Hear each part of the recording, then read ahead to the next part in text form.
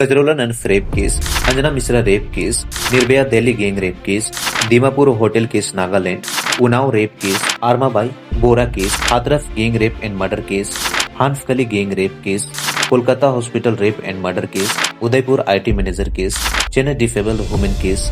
इसी केसेस में गिनाते गिनाते सुबह कर दूंगा, लेकिन केसेस खत्म नहीं होंगे।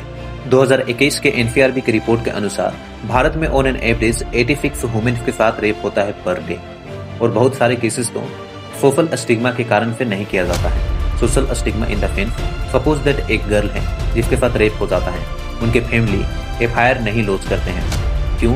क्योंकि अगर दुनिया को पता चल जाएगा कि इसके साथ रेप हुआ है तो कौन लड़का इसके साथ शादी करेगा, और अगल बगल के लोग साथ में खड़ा न होते हुए अलग नजरिए से देखने लगते हैं, और इस तरह से एफआईआर नहीं किया जाता, जिसके कारण से क्रिमिनल का मनोबल और बढ़ जाता है। Now we talk about how rape can be prevented. IPC के सेक्शन 375 और 376 POCSO act, criminal law amendment act 2013, इसको इफेक्टिव तरीके से इम्प्लीमेंट करने की जरूरत है। ये सारे केसेस को फास्ट ट्रैक किया जाना चाहिए और टाइम बाउंड इन्वेस्टिगेट होना चाहिए, अदरवाइज वही हाल हो जाएगा, justice is delayed justice denied.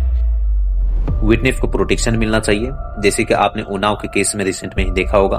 Police में रिफॉर्म्स किया जाना चाहिए, जेंडर सेंसिटाइजेशन, और ज्यादा से ज्यादा वुमेन ऑफिसर्स को रिक्रूट किया जाना चाहिए। वो जनरली कहते नहीं है कि महिला ही महिला का दर्द समझ सकती है। और मैं लड़कियों से पर्टिकुलरली कहना चाहूंगा कि इस कानून और सिस्टम के भरोसे ना बैठें इस जालिम भरी दुनिया में।